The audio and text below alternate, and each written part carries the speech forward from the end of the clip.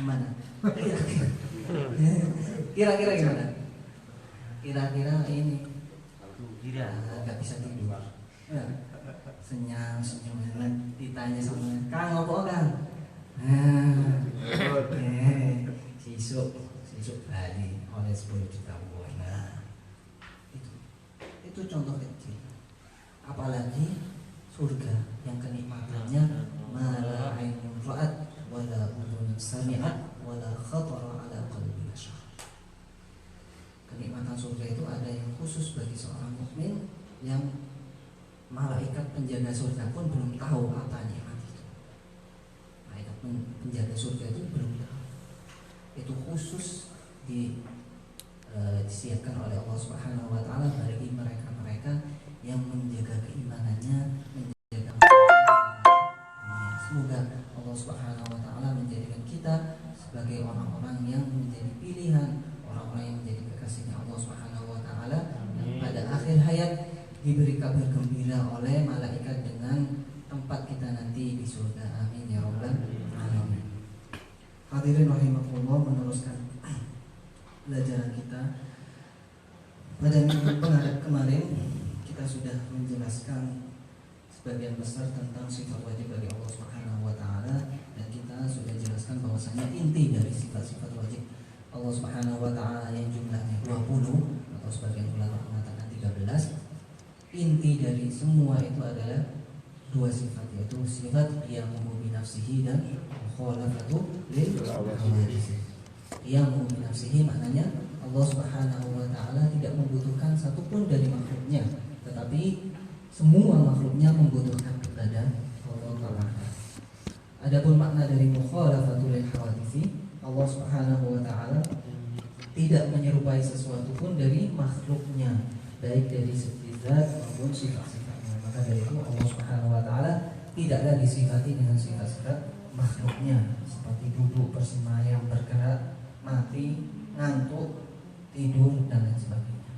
Sekarang kita akan membahas tentang sifatul anbiya. Karena apa? Karena iman kepada Allah Ta'ala saja itu tidak cukup, tetapi harus disertai dengan iman kepada Rasul-Rasulnya.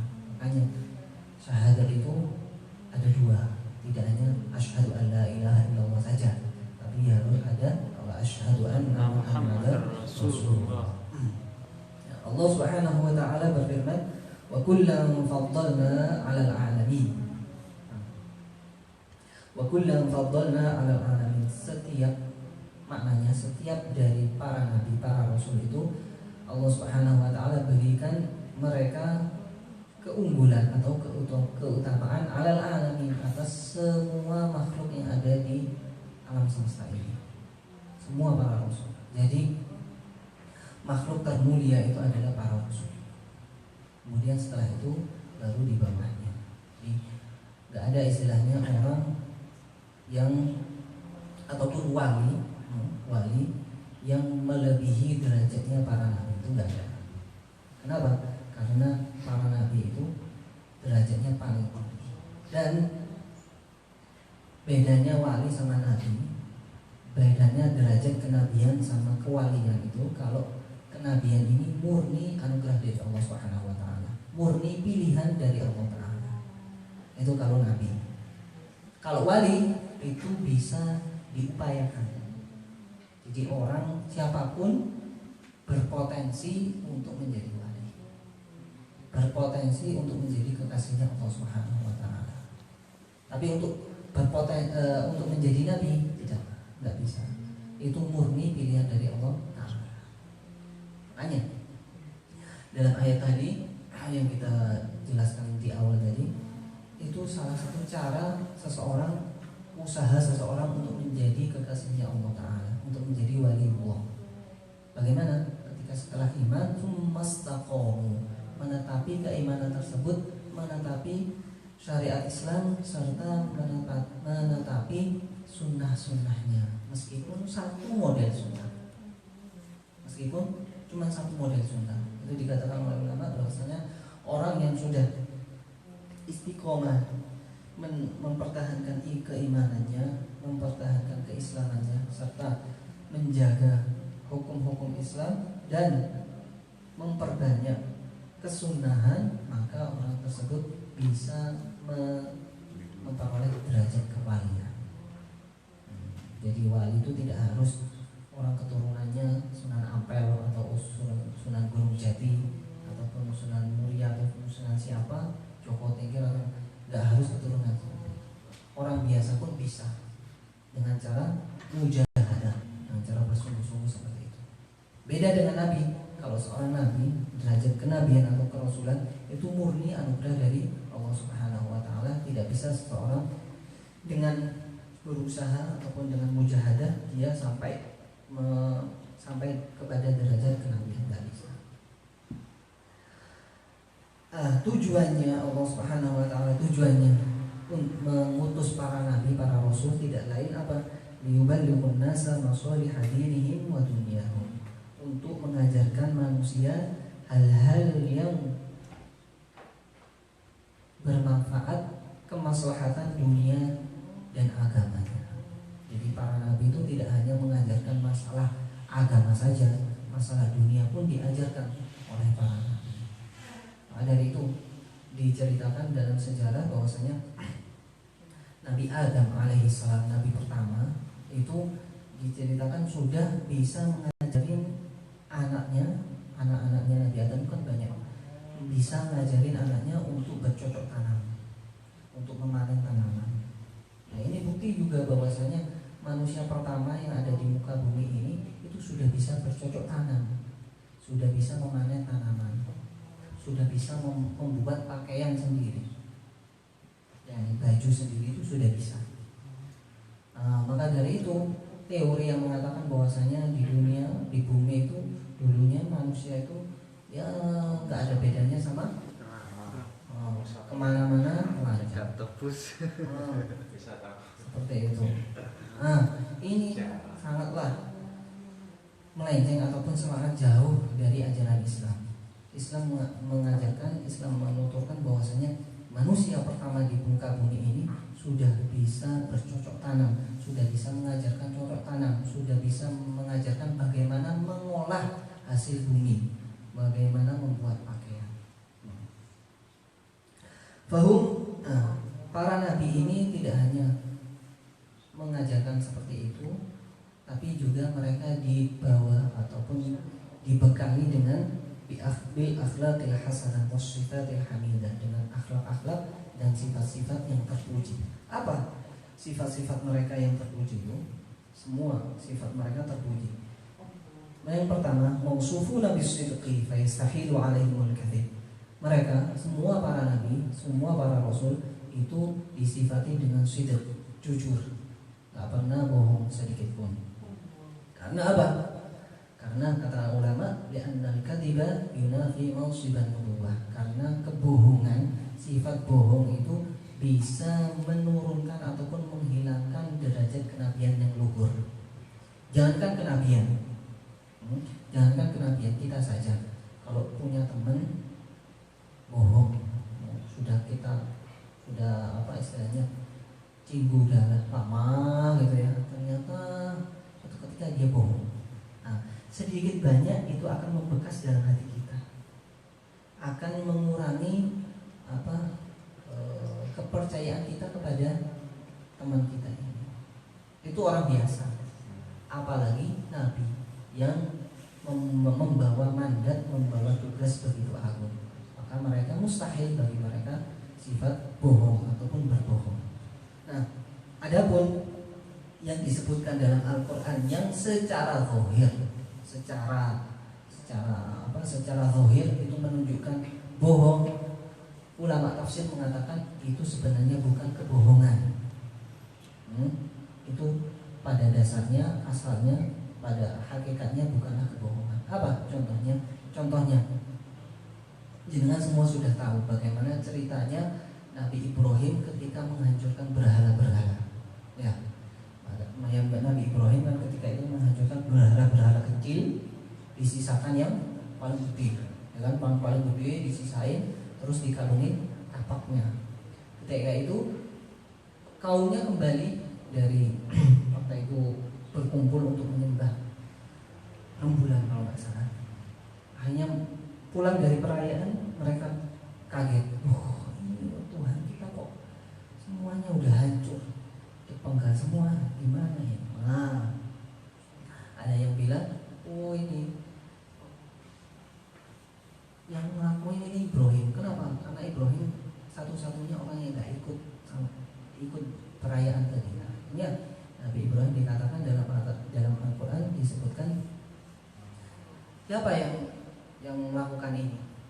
Wahai Ibrahim, jawabannya Nabi Ibrahim apa? Bal fa'alahu kabiruhum hadza. Yang melakukan itu adalah yang besar. Padahal sebenarnya yang ngancurin yang kecil siapa? Ini secara zahir kayaknya Nabi Ibrahim itu bohong, ya, kayaknya. Tapi ulama tafsir mengatakan makna dari pernyataan Nabi Ibrahim bal fa'alahu kabirum hadza, yang melakukan yang besar ini, itu maksudnya adalah ini loh, yang besar ini yang menjadikan aku, ini yang dilakukan oleh kalian kepada yang besar ini menjadikan aku untuk menghancurkan yang kecil. Jadi yang besar itu menjadi penyebabnya aku menghancurkan yang kecil.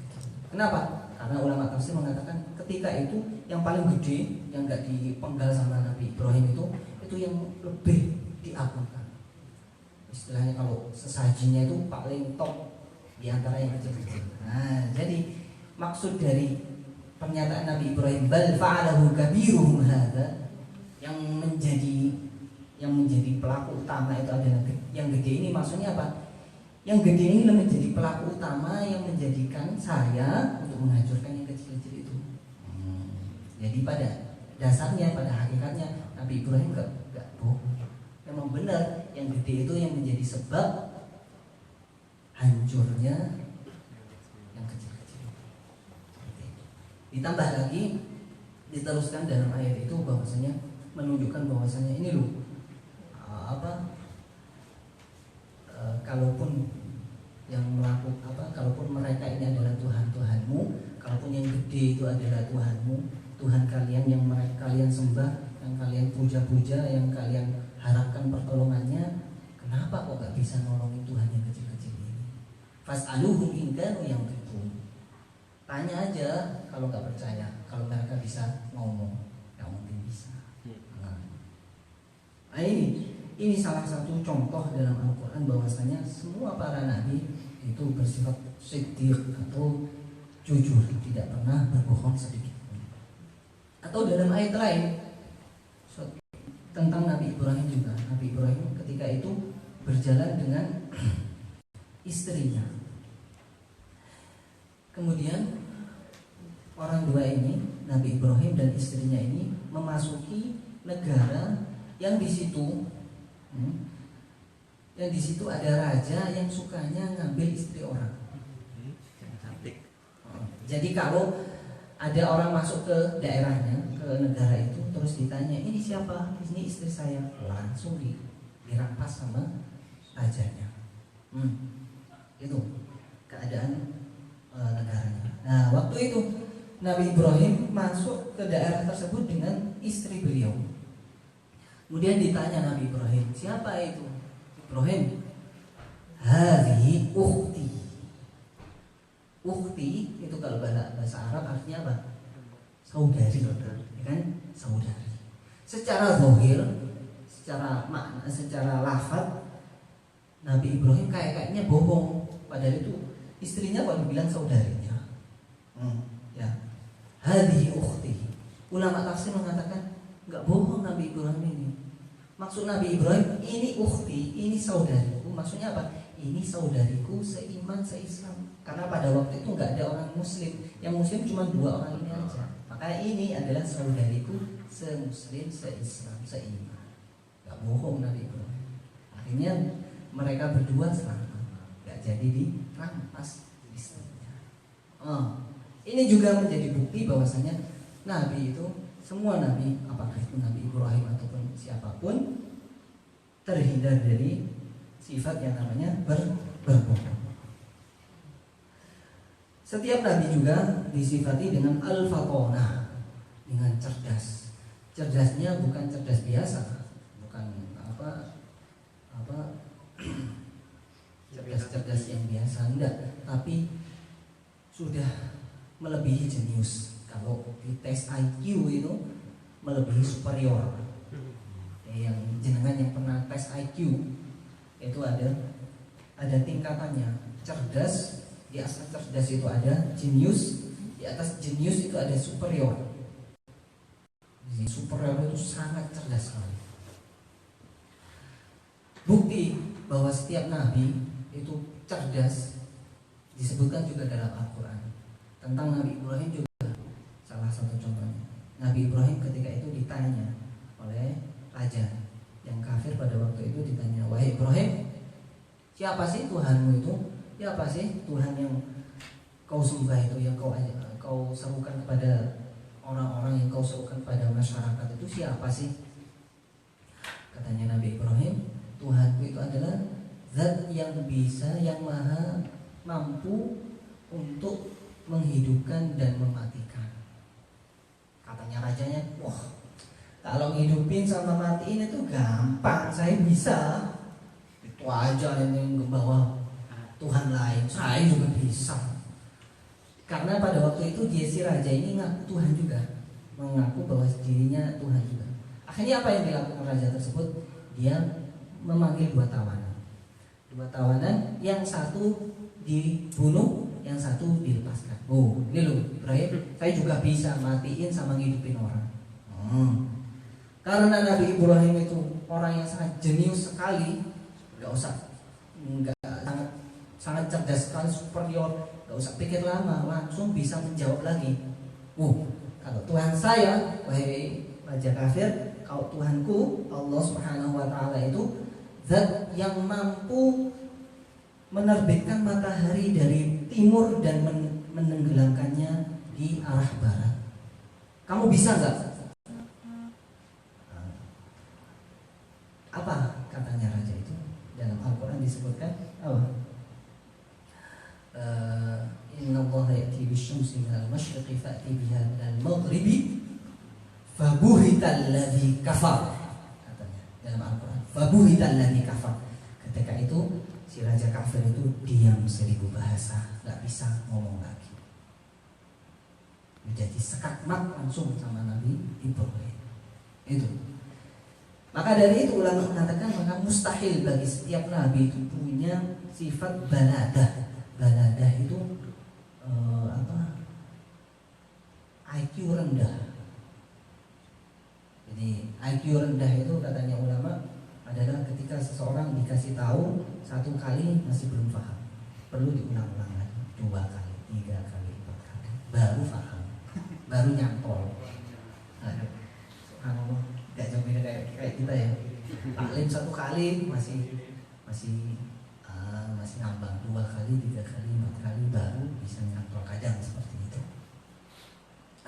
Jadi nggak ada istilahnya setiap nabi itu dikasih wahyu nggak paham bagaimana atau ada orang yang nggak iman pada dia, ngajak debat terus nggak bisa jawab, nanti saya pikir-pikir dulu ataupun gimana cari jawabannya, ataupun nggak ada seperti itu. Setiap nabi punya kecerdasan yang sangat tinggi sekali. Wa mausufu bil amanah. Dan setiap nabi ini disifati dengan sifat amanah, dapat dipercaya. Maka dari itu, contohnya apa? Sudah dicontohkan oleh Nabi kita, Nabi Muhammad SAW. Beliau sebelum diangkat menjadi nabi sudah terkenal dengan sebutan Al-Amin, dapat dipercaya. Tidak hanya ketika sebelum diangkat saja, sampai beliau pun setelah diangkat menjadi nabi, beliau itu sangat dipercaya. Sampai orang-orang yang tidak suka kepada beliau, orang-orang yang tidak beriman kepada beliau, itu kalau nitip barang kepada beliau. Sekarang coba misalkan jenengan punya musuh, orang yang paling jenengan gak suka, kira-kira berani gak nitip uang 10 juta uang kepada dia? Jangan kan 10 juta, 100 ribu berani. Iya, nitip kunci mobil, kunci motor aja nggak berani. Nah, Rasulullah Shallallahu Alaihi Wasallam karena beliau punya sifat amanah dapat dipercaya, ini beliau sampai orang-orang yang tidak menyukai beliau ataupun orang-orang yang selalu pengen untuk mencelakai beliau pun itu nitip barangnya kepada beliau. Itu kalau orang nggak amanah nggak mungkin bisa seperti itu. Musuhnya saja bisa percaya. Dan ulama mengatakan juga maksud dari amanah ini, termasuk yang dimaksud dari amanah ini adalah bahwasanya setiap nabi, setiap rasul itu ketika dimintai nasihat, dia tidak akan mencelakakan ataupun memberikan jawaban yang menjerumuskan. Jadi tidak ada, mustahil tidak ada satupun dari nabi itu yang berkhianat. Salah satu bentuk khianat itu adalah ketika seseorang dimintai pendapat, diajak musyawarah, dia tidak memberikan jawaban yang terbaik, malah memberikan jawaban sekenanya. Ini termasuk khianat. Jadi makanya kita harus hati-hati ketika ada orang datang misalkan, Kang, aku pengen musyawarah, pengen sharing. Kalau pendapat sampean gini bagaimana? Saya punya masalah ini, pendapat jenengan bagaimana? Ini orang yang dimintai musyawarah, dimintai pendapat itu, dia harus memberikan jawaban yang terbaik. Gak boleh ngasih jawaban seasalnya. Oke. Jadi dia memang harus memutar otaknya, berusaha untuk memberikan jawaban yang terbaik. Jangan sampai diberikan jawaban yang asal-asal, apalagi jawaban yang menjerumuskan. Karena banyak orang sekarang itu dimintai pendapat malah dikasih jawaban yang menjerumuskan ataupun jawaban yang tidak benar. Termasuk juga ketika seseorang sakit, dia misalnya, Kang, saya kok sakit perut ya. Nah, ini termasuk amanah. Termasuk amanah itu memberikan jawaban yang terbaik. Bagaimana caranya? Ayo dibawa ke dokter. Kalau dia bukan dokter, kalau dia dokter langsung diperiksa boleh. Tapi kalau dia bukan dokter, dia harus menunjukkan kepada seseorang yang ahli. Kalau dia bukan ahlinya, dia harus menunjukkan kepada orang yang ahli. Jangan ditangani sendiri. Banyak orang kan saya kok sakit perut. Oh, minum ini. Oh, ternyata habis minum yang diresepkan itu tambah parah. Tambah parah, tambah masuk rumah sakit, tambah opname beberapa hari. Ini dalam hukum fikih, orang ini bisa dituntut di pengadilan. Orang-orang yang ini, makanya ketika seseorang dimintai pendapat, dia harus memberikan jawaban yang terbaik. Salah satu jawaban yang terbaik, misalkan dia nggak tahu jawabannya ataupun dia bukan ahlinya, dia harus menunjukkan kepada seseorang yang memang ahli. Oh, ngapunten Kang, saya kalau masalah itu nggak tahu, yang lebih tahu Kang ini. Misalkan, Kang, HP saya ini kok tiba-tiba hang ya. Oh, ini lihat sih, padahal dia nggak tahu apa-apa. Oh, buka ini, cari obat. Jadilah rusak ini. Gak tambah bagus, tambah hancur. Kalau dia memang bukan ahlinya, oh saya bukan ahlinya ya kan. Tapi setahu saya itu Kang itu ahli. Monggo silakan saya antarkan kepada beliau. Itu masalah HP, apalagi masalah agama. Jangan sampai ketika orang gengsi, masa nggak bisa jawab. Ditanya orang nggak bisa jawab, gengsi. Saya ini loh santri Al-Barokah mulai tahun berapa misalkan itu, saya ini dulu pernah mondok, masa ditanya gitu aja nggak bisa, padahal dia memang nggak bisa. Ini termasuk khianat, karena harus hati-hati.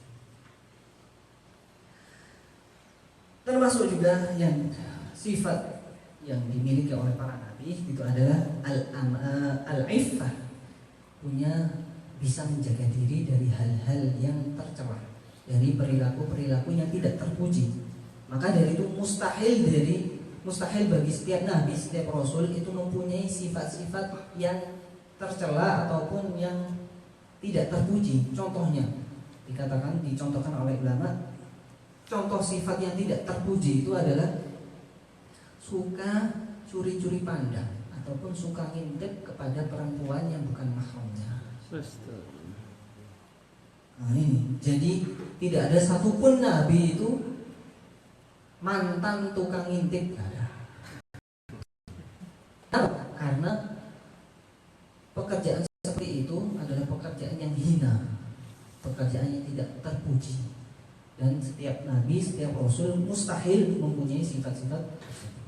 Maka dari itu, dari sini kita ketahui bahwasanya cerita yang menyebutkan katanya dulu Nabi Daud itu pernah ngintip salah satu istri dari panglimanya, akhirnya terpesona dan jatuh cinta. Akhirnya panglima, dalam cerita tersebut disebutkan panglimanya ini akhirnya disuruh perang. Udah, kamu perang aja, panglima. Disuruh perang agar apa? Agar nanti terbunuh, mati di medan perang, istrinya bisa dinikahi.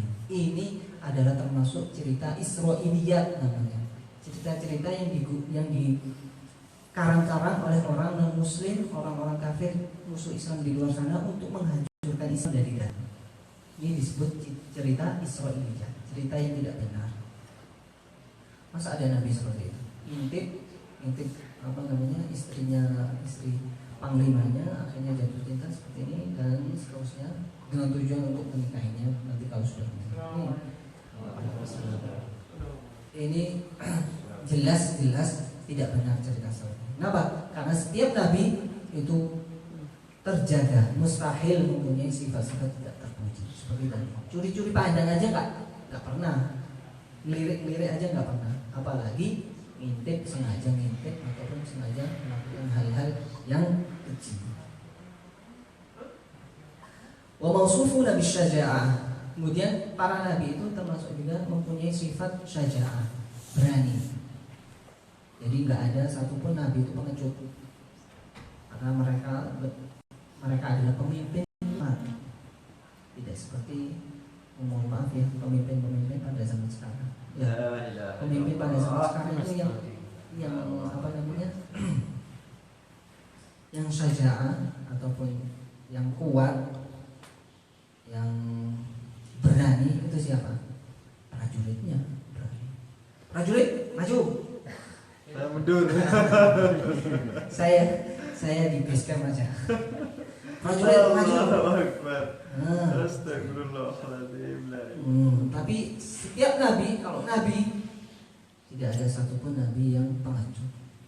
Bahkan para sahabat meriwayatkan, kunna idza hamiyal watis ihtamaina bi Rasulillah sallallahu alaihi wasallam.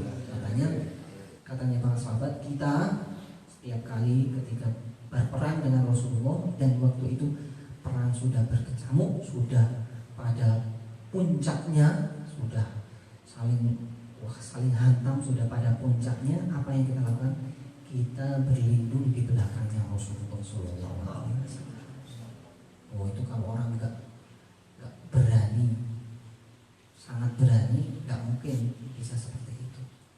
Padahal orang dulu ya, jangan kalau pernah lihat film-film dokumenter ataupun film-film tentang perang dulu, nggak kayak sekarang.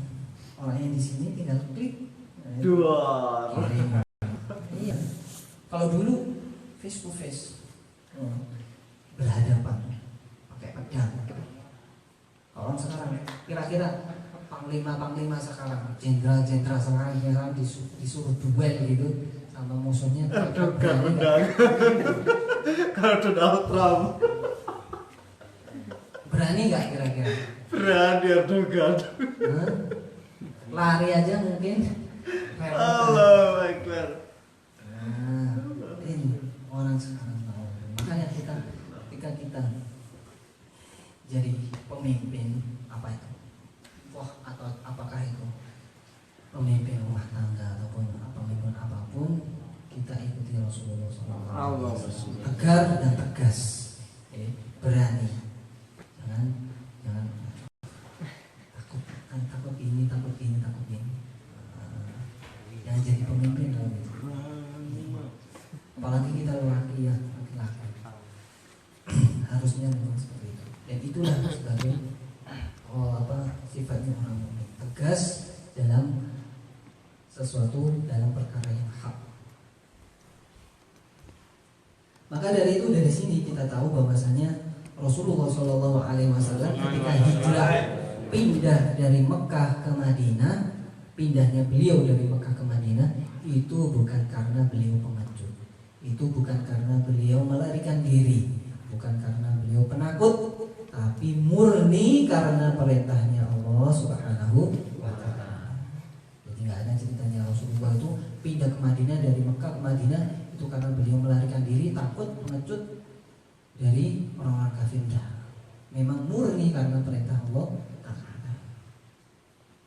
Termasuk juga sifat-sifat yang harus ada pada seorang nabi dan rasul itu adalah mereka terhindar dari penyakit-penyakit yang bisa menjauhkan seseorang dari dirinya.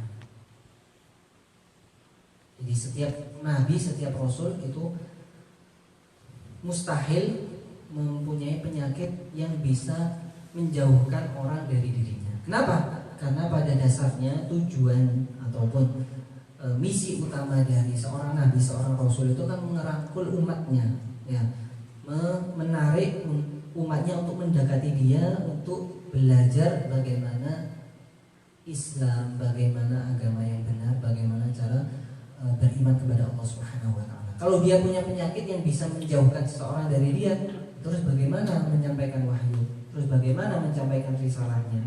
Maka dari itu ulama mengatakan bahwasanya tidak benar cerita yang mengatakan bahwasanya Nabi Ayub itu punya penyakit sampai keluar belatung, sampai keluar borokan, sampai keluar belatung dari tubuhnya. Itu termasuk tadi cerita Israiliyat, cerita yang dibuat-buat untuk apa?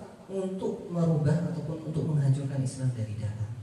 Kenapa? Karena sekarang coba kita saja, jangankan Nabi, kita saja. Misalkan jenengan sekarang duduk, sampingnya ada orang yang kena penyakit udah kayak borok udah keluar nanahnya, darah nanah, baunya nggak enak, terus keluar belatungnya. Kira-kira gimana rasanya? Cici. Tambah dekat apa tambah jauh? Jauh. Itu orang biasa. Apalagi seorang nabi yang punya tugas utama untuk merangkul masyarakat, untuk merangkul umatnya. Jadi mustahil punya penyakit seperti itu. Adapun Nabi Ayub, penyakitnya bagaimana? Seperti hanya yang disebutkan dalam hadis bahwasanya Nabi Ayub itu punya penyakit dalam. Fisiknya biasa, nggak sampai borokan keluar belatung, enggak. Fisiknya biasa. Ada yang mengatakan penyakit beliau itu seperti demam, seperti panas, yang berlangsung kurang lebih 14 tahun. Demam tapi 14 tahun. Ini nggak sembarang orang bisa. Kita demam 1 jam aja, ini satu kampung udah tahu semua. Iya, tiap orang, aduh saya ini sakit. Istilahnya kalau Jawanya itu sambatnya, satu kampung. Nabi Ayub alaihissalam sakit selama 14 tahun sabar, sampai hartanya habis, anaknya meninggal semua, cobaannya banyak sekali, sabar. Karena kita ya seperti orang-orang seperti itulah yang kita harus ikuti. Jangan ikutin orang-orang yang ada di sinetron ya. Ketika dapat musibah di kita jauh, udah marah-marah, banting sana banting sini, semua dipecahin gitu. Ya makanya kalau punya istri ataupun punya saudari itu jangan biasakan lihat sinetron.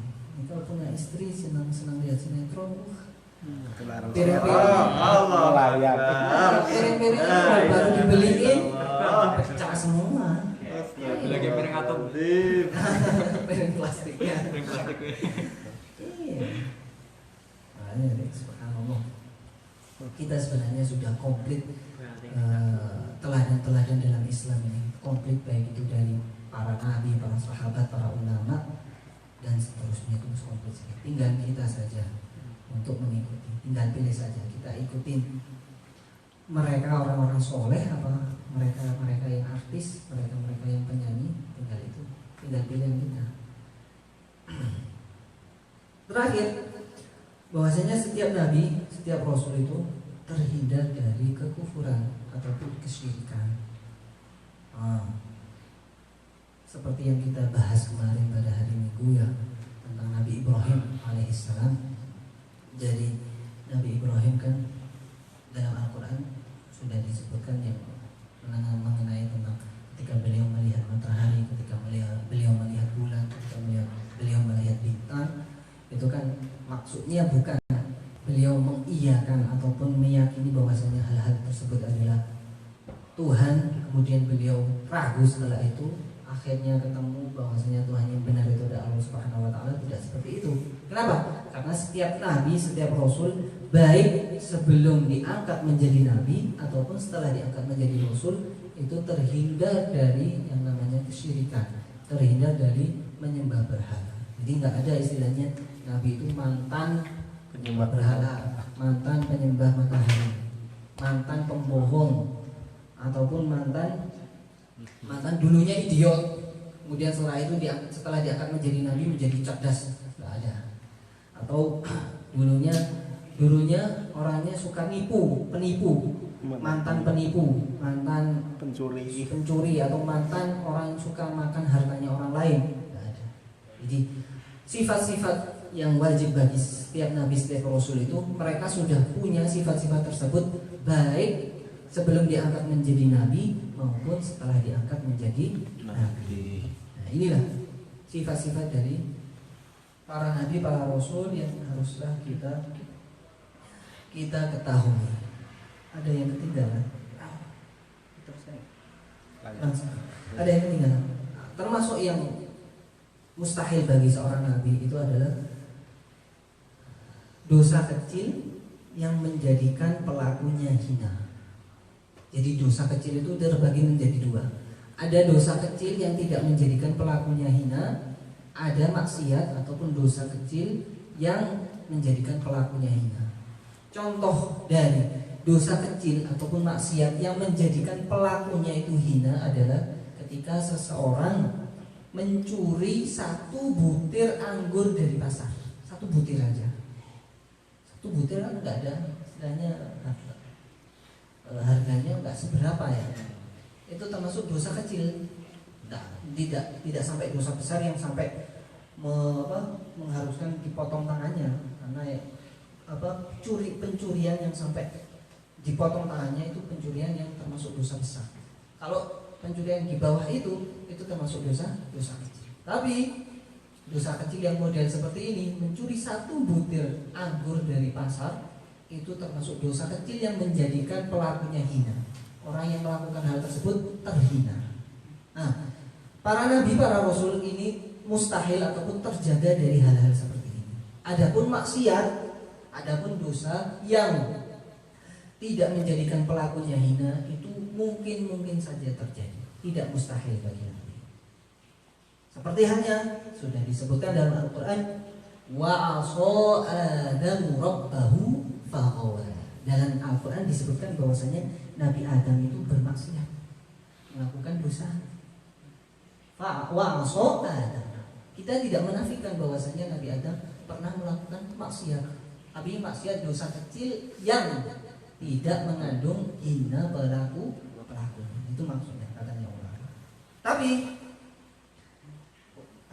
setiap nabi, setiap rasul itu setelah melakukan dosa kecil tidak berlanjut-lanjut ataupun tidak didiamkan, enggak. Tapi mereka seketika itu langsung diilhami, diberi wahyu oleh Allah Subhanahu wa taala untuk bertobat seketika itu. Dan seketika itu juga mereka akan diampuni oleh Allah Subhanahu wa taala. Jadi ketika mereka melakukan maksiat ataupun kesalahan langsung ditegur dan bertobat, dan ketika itu juga diampuni oleh Allah Subhanahu wa Ta'ala. Agar apa katanya ulama? Agar tidak sampai ditiru oleh umatnya. Kalau seorang nabi melakukan durhaka misalkan, dosa kecil meskipun tidak menjadikan pelakunya hina, tapi berlanjut ataupun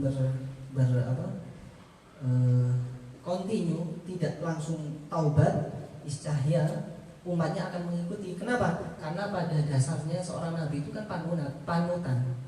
Apapun yang dilakukan oleh seorang nabi, apapun yang dilakukan oleh seorang rasul itu menjadi uswah, menjadi contoh suri tauladan bagi umatnya. Maka dari itu ketika mereka melakukan kesalahan ataupun maksiat dosa kecil yang tidak menjadikan pelakunya hina, mereka langsung diilhami untuk bertaubat, dan ketika itu juga mereka diampuni.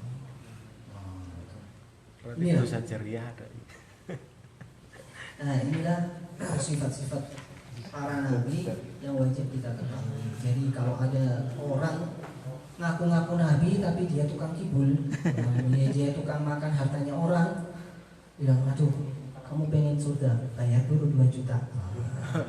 Istilahnya kalau orang Jawa, wani piro. Nah, ini pasti bukan nabi ya. Kenapa? Karena nabi nggak ada yang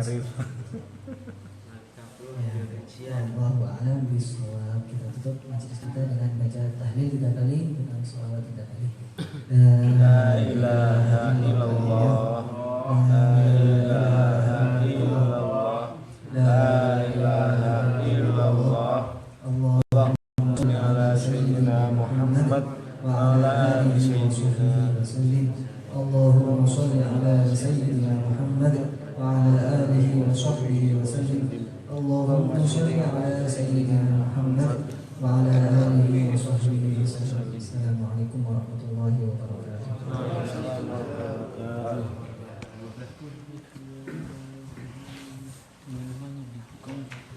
Ada yang mau ditanyakan mungkin teman-teman? Dibuka saya. Buka.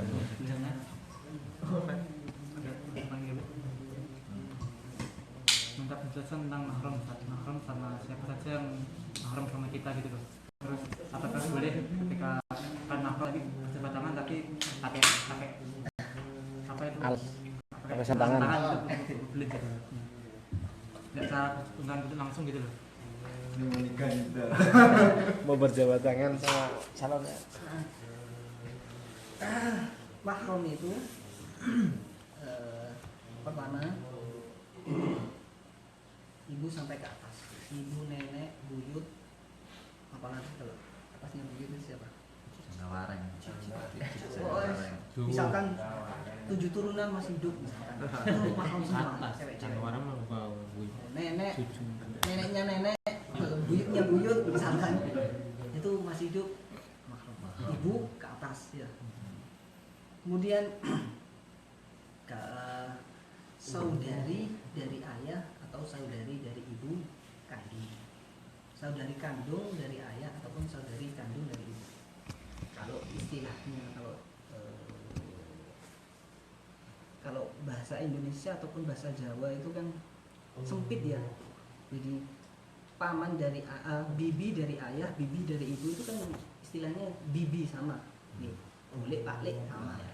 Bule paklik cuman, tapi kalau dalam bahasa Arab itu beda. Kalau dari ayah namanya am. Kalau dari ibu namanya kholah, am. Ini baik di ayah maupun ibu, saudari kandung dari ayah dari ibu itu yang mahram. Jadi misalkan ayah jenengan punya saudari perempuan atau ibu jenengan punya saudari perempuan, itu yang mahram, saudari kandungnya. Tapi kalau ayah jenengan punya saudara laki-laki juga, terus punya istri, nah istrinya saudaranya ayah jenengan ini bukan mahram. Jadi yang mahram itu saudari kandungnya.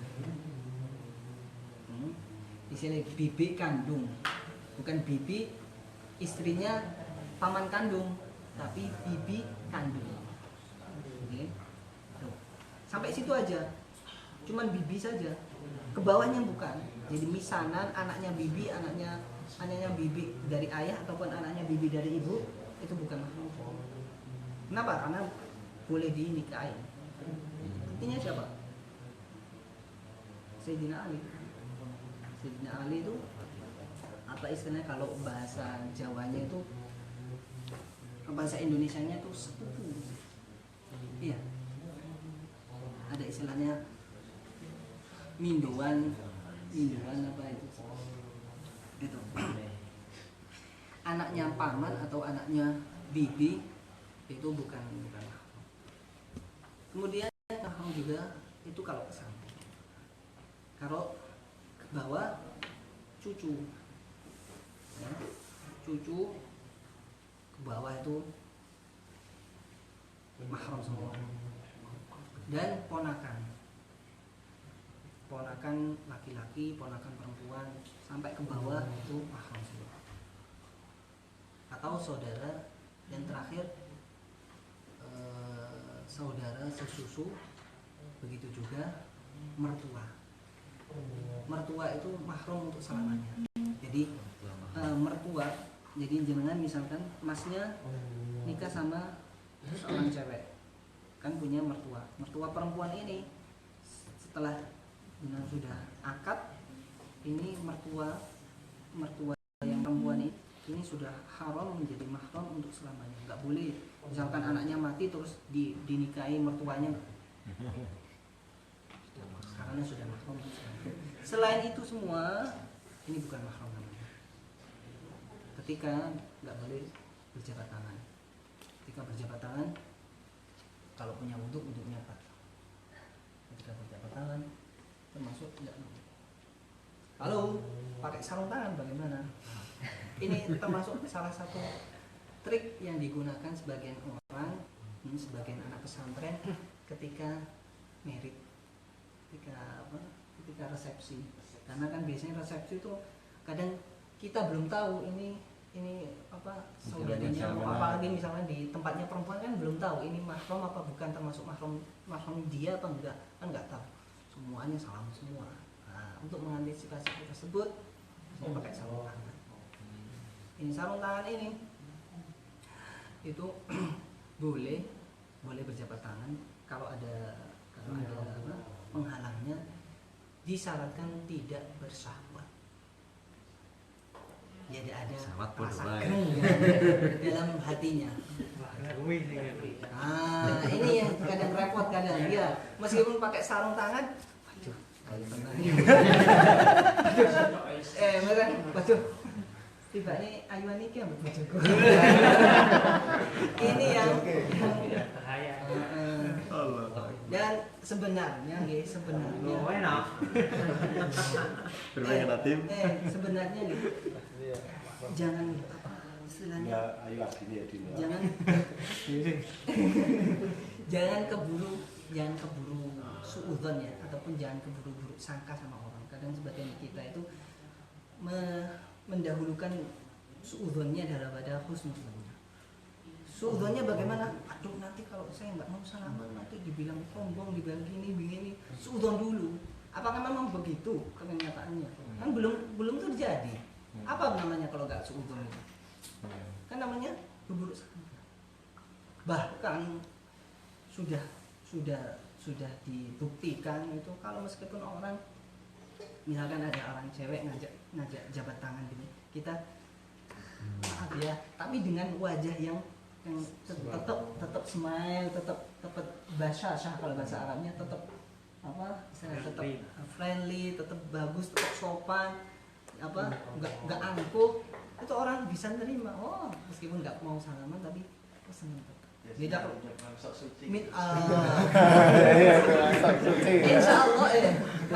insya Allah kalau caranya seperti itu nggak akan ada istilah sok suci. Beda kadang orang tuh haram boleh, itu mukanya udah kayak gitu. Atau dengan Rasulullah itu loh nggak pernah menjabat tangan sama perempuan yang bukan mahramnya. Tapi kenapa orang-orang itu tetap sering senang kalau ketemu Rasulullah? Karena Rasulullah ketika ketemu orang istilahnya kalau bahasa Jawa itu sumeh, Sumeh, rapiak, Ramdang. nggak angkuh. Ketika itu ketika dengan cara seperti itu, insya Allah orang itu akan menerima. Dan itu termasuk tidak secara tidak langsung itu termasuk amar ma'ruf nahi munkar. Amar ma'ruf kita. Amar ma'ruf kita sebagai jalan ataupun sebagai hal yang bisa membantu dakwah kita, memberitahu bahwasanya kalau bukan mahram itu sebaiknya enggak. Kalau kita ngikutin terus kapan kita ngamalkan ilmu kita? Kalau kita kalau kita takut terus, kapan kita ngamalkan ilmu kita? Sebenarnya jenengan yang ada di Korea ini sebenarnya sudah terjadi masalah selalu husnuzon kepada orang lain itu sebenarnya sudah teruji. Apa? Ketika jenengan sholat di tempat yang nggak ada musola, di tempat umum. Yang pernah sholat di tempat umum, bagaimana rasanya? Biasa kan? Biasa.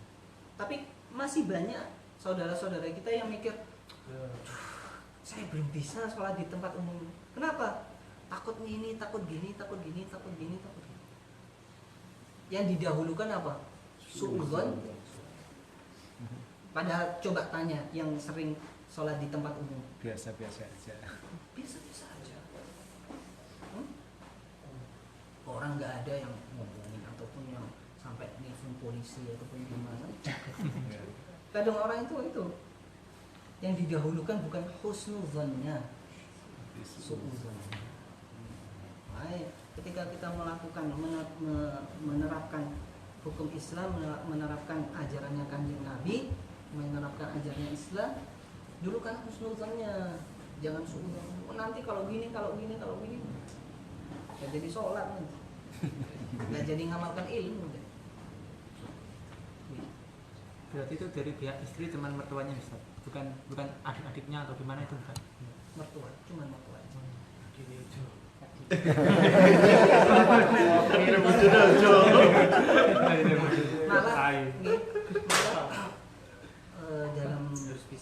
Dalam kalau nggak salah dalam hadis itu disebutkan harus sudah di warning sama Kanjeng Nabi, saudara ipar itu harus hati-hati, jangan sampai terlalu dekat, bahaya.